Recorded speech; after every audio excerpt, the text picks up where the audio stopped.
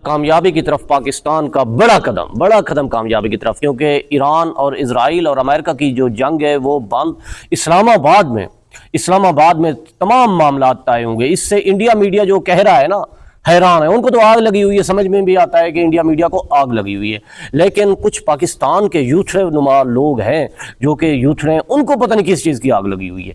वैसे देखा जाए तो ये पाकिस्तान की माशाल्लाह से बहुत बड़ी कामयाबी है। चले देर ना हो जाए, जो इंडिया मीडिया में आग लगी हुई है वो आग आपको दिखाते हैं कि कैसे दुश्मन ममालिक भी कह रहा है कि ये पाकिस्तान की बहुत बड़ी कामयाबी है। ईरान इजराइल अमेरिका युद्ध अब एक बड़े स्तर पर पहुंच गया है। राष्ट्रपति ट्रंप कह रहे हैं कि उनके साथ बातचीत चल रही है और बातचीत के कारण 5 दिन के लिए युद्ध रोक दिया है। ईरान कह रहा है कि हम झुकेंगे नहीं, कोई बातचीत नहीं हो रही है। इस बीच जो बड़ा डेवलपमेंट हुआ है कि पाकिस्तान मध्यस्थ बन रहा है। तो इन सब मसलों पर आज बात करेंगे वरिष्ठ पत्रकार आशुतोष जी से। आशुतोष सर, स्वागत है आपका स्वतंत्र पर। सर, किस तरह से देखा जाए दुनिया का इतना बड़ा युद्ध जिसमें दुनिया की सबसे बड़ी महाशक्ति इन्वॉल्व है, अमेरिका, भारत का मित्र देश इजराइल इन्वॉल्व है, ईरान जिससे पहले हमारे संबंध अच्छा हुआ करते थे वो इन्वॉल्व है, और मध्यस्थता के लिए अब खबरें आ रही हैं कि पाकिस्तान मध्यस्थता करेगा और शायद इस्लामाबाद में बातचीत होगी। इस तरीके की भी बातें सामने आ रही हैं। देखिए विक्रांत, मुझे लगता है कि मोदी सरकार के लिए इससे बड़ा झटका नहीं हो सकता है, क्योंकि देखें, मोदी सरकार को, ये खुद कह रहे हैं, मोदी सरकार को बहुत बड़ा झटका लगा है, क्योंकि इस्लामाबाद में जो जंग को ख़त्म करने के मामलात होंगे तो माशाल्लाह पाकिस्तान साहब ज़ाहिर आगे ही जा रहा है यार। आगे देखते हैं। सबसे बड़ी फेलियर ये हुई है कि तमाम रेटरिक्स के बावजूद भी पाकिस्तान को अंतर्राष्ट्रीय मंच पर हम अलग थलग करने में पूरी तरीके से नाकाम रहे हैं। यहां तक कि आपने देखा था ऑपरेशन सिंदूर के बाद भी जिस तरीके से अमेरिका के राष्ट्रपति डोनाल्ड ट्रंप ने और दुनिया के तमाम बड़े देशों ने, एक तरीके से आप देखें तो पाकिस्तान के साथ तो खड़े हुए दिखाई पड़े हुए थे हमें। भारत उस वक्त भी काफी अपने आप को अलग थलग पा रहा था। अमेरिका के राष्ट्रपति ने तो भारत को, प्रधानमंत्री नरेंद्र मोदी को, शहबाज शरीफ को, दोनों को एक ही तराजू में तोल दिया था। Great friends, great leaders. Asim Munir को अपने घर पर बुला के लंच डिनर ब्रेकफास्ट करा रहे थे।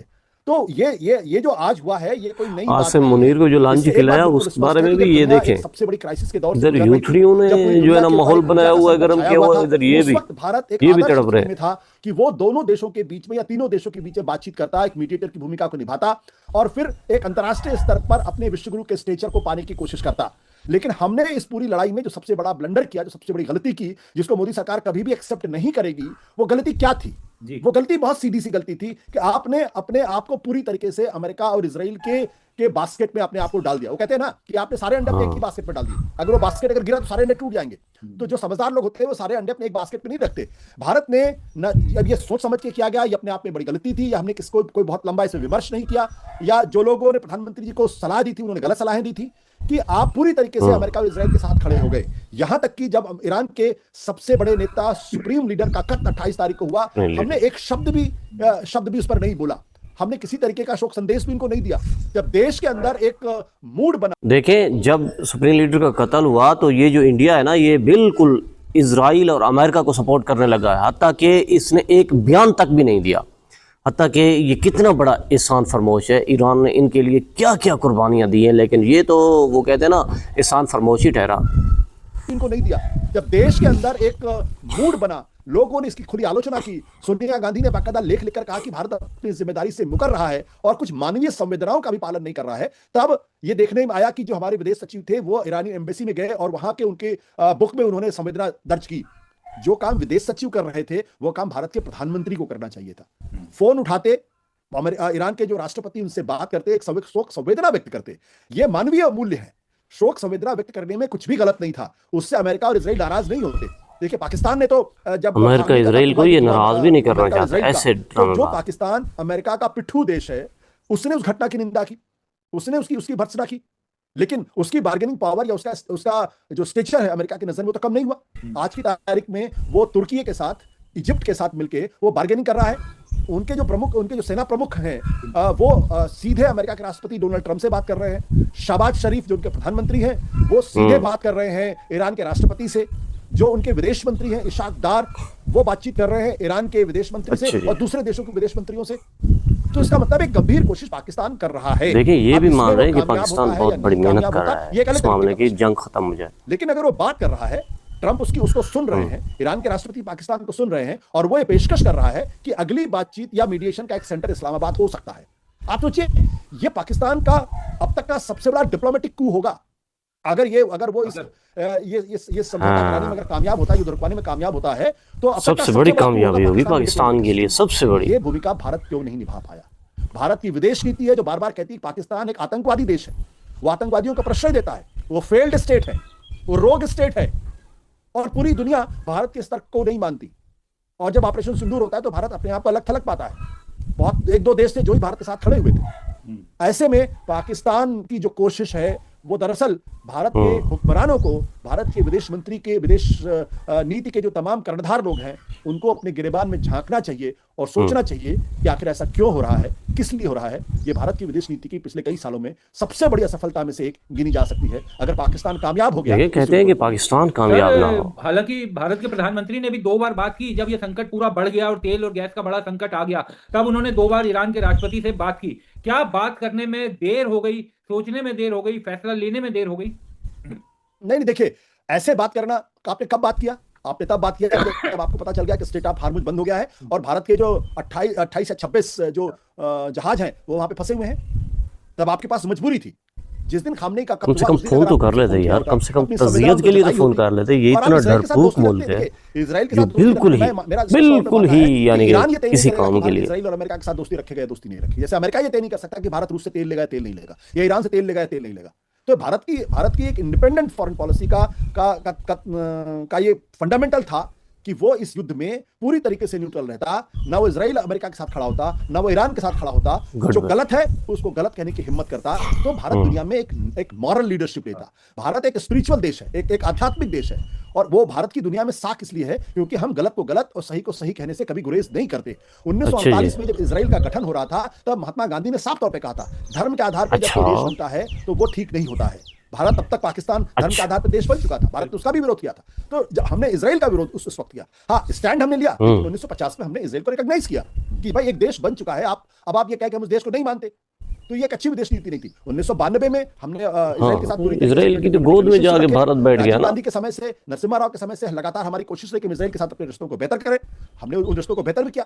बाद में 2017 में प्रधानमंत्री नरेंद्र मोदी पहले प्रधानमंत्री के जो इजराइल गए वहां पे, और 2 बार जा चुके हैं वो। तो इजराइल के साथ रिश्ते रखने में कोई गुरेज नहीं है, कोई दिक्कत नहीं, किसी तरीके का कोई संकोच नहीं होना चाहिए। अमेरिका के साथ रिश्ते रखने में कोई दिक्कत नहीं होनी चाहिए। लेकिन ईरान जो जो सदियों से आपका दोस्त है, मुश्किल में था तो ये भारत छोड़ के भाग गया था जब उसके ऊपर गलत हो रहा था। देखिए, ईरान हिजबुल्लाह को प्रमोट करता है, हमास को प्रमोट करता है, हुती को प्रमोट करता है, जो इराक के अंदर जो तमाम जिहादी संगठन है उनको प्रमोट करता है। मैं उसको सपोर्ट नहीं करता, बिल्कुल, या कोई भी सभ्य आदमी उसको सपोर्ट नहीं करेगा। आतंकवादी संगठनों को सपोर्ट करना, इनको ट्रंप आतंकवादी नजर नहीं आता, इनको जो है ना वो नेतन्याहू आतंकवादी नजर नहीं आता। तो फिर आप सोचिए कि ईरान क्यों आपकी बात। तो ईरान, तो भारत की सरकारों ने, आप देखिए, पहले तो युद्ध के 2 दिन पहले प्रधानमंत्री जी वहां चले गए। उससे आपने कौन सा ऑप्टिक्स आपने क्रिएट किया? कौन सा ऑप्टिक्स?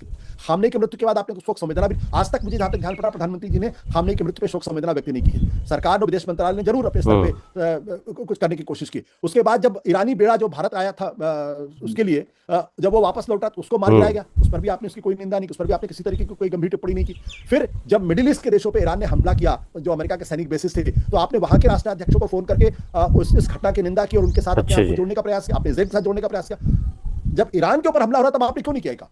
तो इसका मतलब यह कि भारत सरकार ने पूरी तरीके से ये तय कर लिया है कि उन्हें इजराइल और अमेरिका के साथ खड़े होना है, ईरान के साथ खड़े नहीं होना। तो जब आप तो वैसे भी तो इजराइल के साथ खड़ा है यार, कौन सा ये ईरान के साथ मीडिएशन ईरान के साथ खड़ा है, आप खो देते हैं। क्योंकि मीडिएशन का फंडामेंटल क्या है?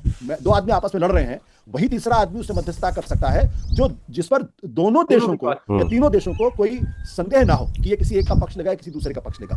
भारत आइडियल स्थिति में था। अगर उसने इक्वी डिस्टेंस मेंटेन किया होता, अगर प्रधानमंत्री नरेंद्र मोदी ने इक्वी डिस्टेंस मेंटेन किया होता, तो भारत आदर्श स्थिति में था। क्योंकि हमारे रिश्ते इजराइल से भी बहुत अच्छे थे, अमेरिका से भी रिश्ते हालांकि पिछले दिनों बिगड़े, लेकिन ट्रंप और मोदी जी तो एक दूसरे को बेस्ट फ्रेंड बोलते हैं। ईरान से हमारे ऐतिहासिक हमारे रिश्ते अच्छे थे, भूमिका को आप निभा सकते थे, लेकिन हमने वो मौका गंवा दिया और पाकिस्तान वो मौका ले उड़ा।